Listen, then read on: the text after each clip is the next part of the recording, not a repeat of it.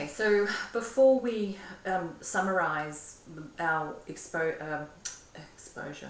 disclosure experience and any insights and tips that we have from it, I forgot to mention another part of the actual full process is writing an impact statement, and that's where the betrayed spouse gets to really get in touch with the impact that the betrayal has had on them. And it's like really it's about the feeling of it. And I, when it was suggested to me from my supervisor, not from the therapist that was, instigated this, I said, oh, but we've written our story, like what more is there to say? And she said, no, it's a really empowering exercise to do. So I got some documents out and looked at formats and formulas to do that as well. And as I sat down to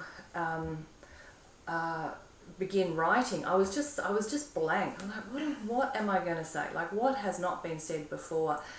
And then I really got into the feeling and the impact that it had on me. And so the whole idea of writing this document is really for us, the betrayed, to really get our voice back, or begin to get our voice back, and to really convey the depth of what these acting out behaviours have had, or the problematic sexual behaviour, the betrayal, has had on us. And so I started to write, and I realised that, I really pulled into the feeling. So it's not about rehashing every single betrayal or even shaming your partner at all. It's really just to give voice to what the impact that this has had on you. And I've got to say, mine was a few pages long, and there was a lot in there that came out from the newer disclosures, from the information that I didn't have before. And just even on the feelings, like I've got a list here. I just put out the feelings that I expressed in the document that I wrote. It was confused, fearful, terrified, discarded, disgusted, sickened, vulnerable, exposed, foolish, worthless, unloved, unimportant, devalued, repulsed, embarrassed, ashamed, dismissed, voiceless, mute, stupid, exhausted, manipulated, depleted, ugly, fat, disrespected, disheartened, insecure, invisible, used, mocked, controlled, deprived, violated. That's just some of them. And that went, it was just Dave. So I wrote all of that down. It was a few pages, and so I said to Dave, I'm going to read this out to you. You need to get ready to hear the full impact of your choices and your controlling behaviour has had on not only me, but also it was a feeling from my perspective, but also what our children, experienced as well. And so I did. I sat down, and it was difficult, and it was not.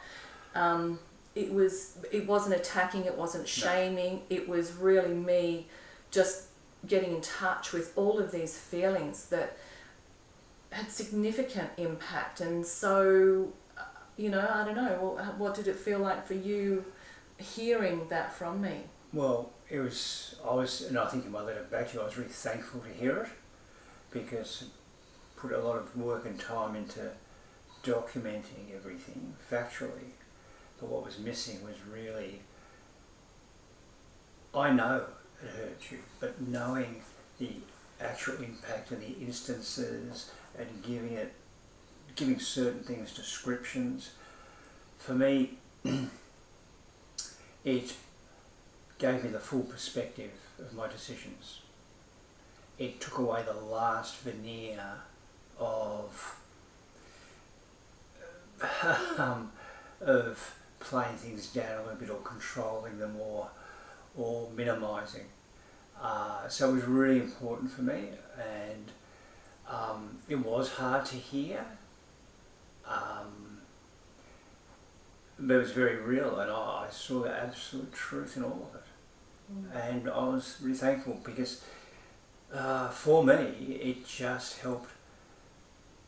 I thought I understood as much as I could read about betrayal trauma, but to actually hear Noni's words put to actual instances, to moments in time, not everything, but into particular moments in time, really gave it as much of the reality as I possibly could get. And again, another motivator to continue and even dig deeper into the self-worth. So, yeah, hard to hear, but I was glad to hear it. And I was glad that you were able to do it so well. And for me it was a gift. It was a gift for me. For you to share that. And that's the way I took it. Yeah. And I just want to say too about that, Dave could hear it now, like with everything that we've both gone through and that he's, gotten to the space that he's in. But 4 years ago, 5 years ago, 23 years ago, 30 years ago, there's no ways I could have actually said what I'd said in this because of his level of self-loathing, shame, immaturity, in that addiction kind of brain, or in that controlling, false self thing happening, and this is the thing too with when you're actually working with disclosure guides that are really well trained in this. The betraying partner, the person that's helping the disclosure, they actually also work with them to help them self-regulate and know and be better at receiving this impact letter, so that what is generally happens when they're not prepared or haven't really gone into that self-exploration and recovery mode, they'll go into shame. So it'll be like deflection, minimization, just all of those, gaslighting, blaming, blame shifting, attacking. They will not be able to hear the pain in such a way. It will just be, just too much. And so the whole process, that would be a real problem for the whole process. You'd lose the benefit of it. I guess that brings to like a learning about this is really, we can talk about what we learn afterwards. Maybe we should talk about what I had to write as a restitution, my response. So I got to then take that away, a written copy, and sit on it for a few days and write my response. And that response was about taking responsibility, validating the things that Nani said, and validating, yep, that's right, and it is what it must have been like for you, and express the remorse for all of them, to actually give them the truth they deserve, and take responsibility for it, as well as then, what I know now, what I'm going to do differently, and what those commitments are. And that, again, that's a good thing to just, how is that for you, as far as completing that part of the process?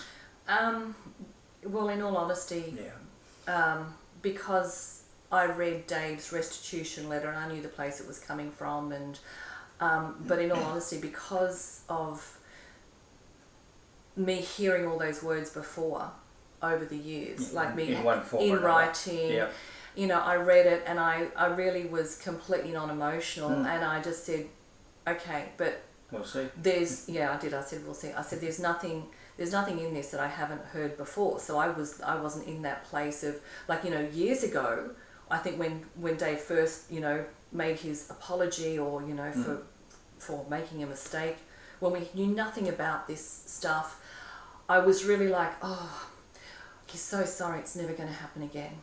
And I was really emotional. I was really drawn into that. I was completely emotionless when I actually read this, and I actually said, okay, so they're all words that I've heard before, and thank you, but I will believe actions. Yeah, and that's fair enough. That's safe. That's a safe response. Yeah. And so in that, Dave didn't go all sulky and victim-y like he has before. Oh, like I'm trying and I'm not, you don't appreciate anything. He just went, I get that. Yeah. Because, being lied to and betrayed for decades, I'm not going to believe words. Why should you? anyone out there, don't believe words. Gosh, trust, if the lips are moving, just watch which way the feet are going.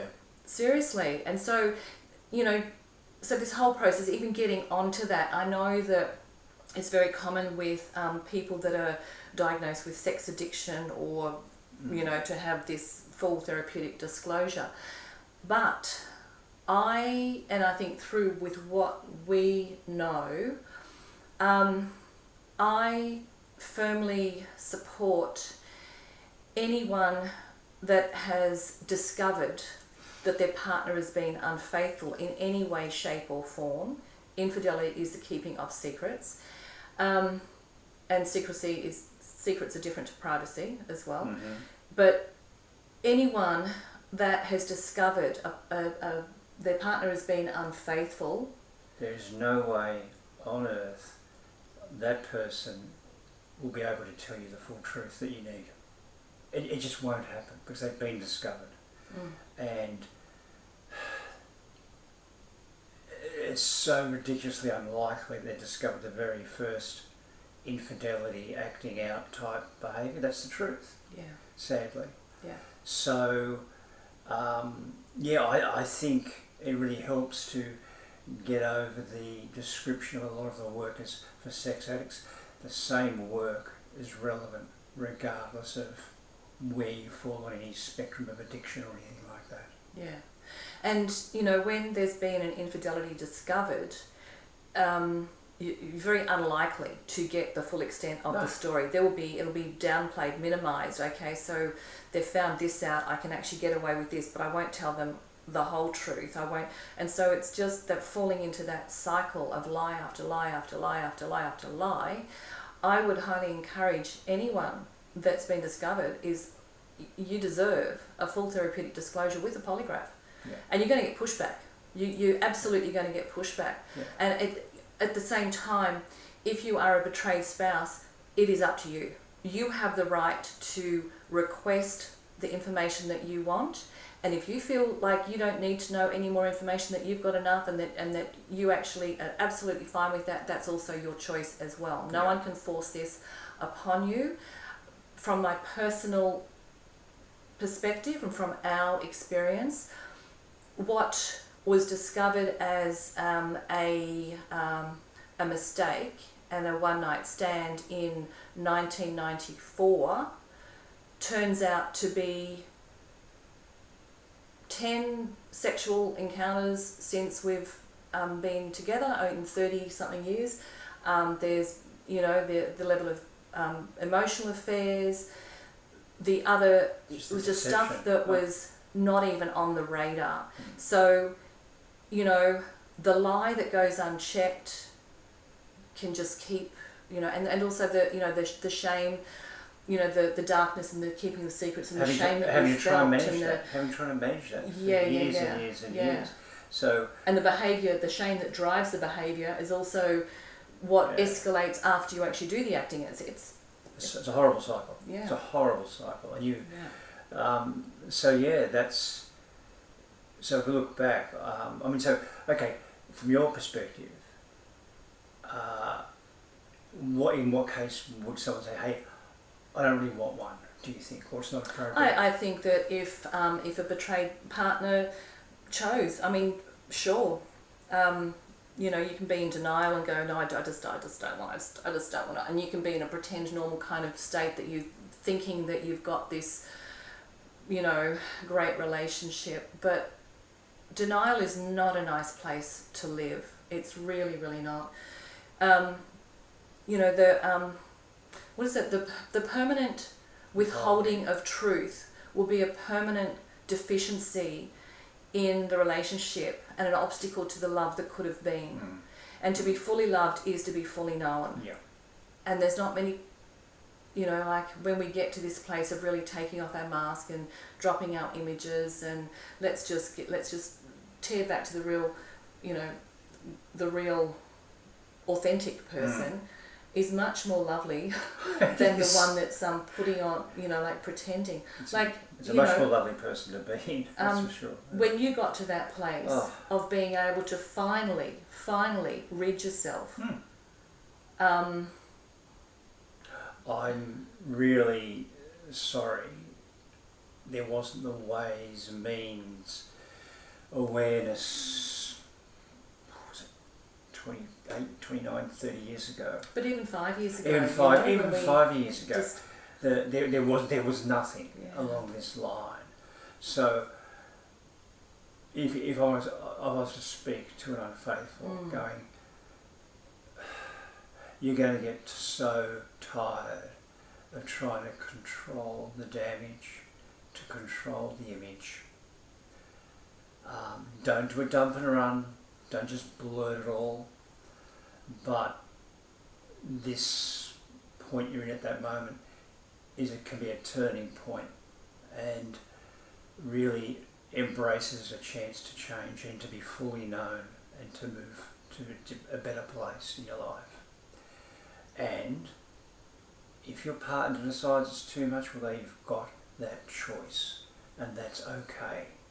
That's a lot better than tricking somebody into loving somebody who doesn't exist or isn't real for 20, 30, 40, 50 years. Yeah. So... And I think that's been the hardest thing for me, and I think for most betrayed spouses that I speak to, it's you get over the actual behaviours much easier than you do the lies and the deception, the control and the deceit and the gaslighting, the manipulation, and that's taken me a lot longer to process than the whatever Dave used to soothe the the wounded child. So what would you do differently now? I would highly recommend, if you're going to go through this process, you actually do look at CSATs, Certified Sex Addiction Therapists, APSATs, Association of Partner of Sex Addiction Trauma Specialists. You look, and IITP has got lists. I'll put that actually on our site as well, and you can actually find people who are qualified in this area.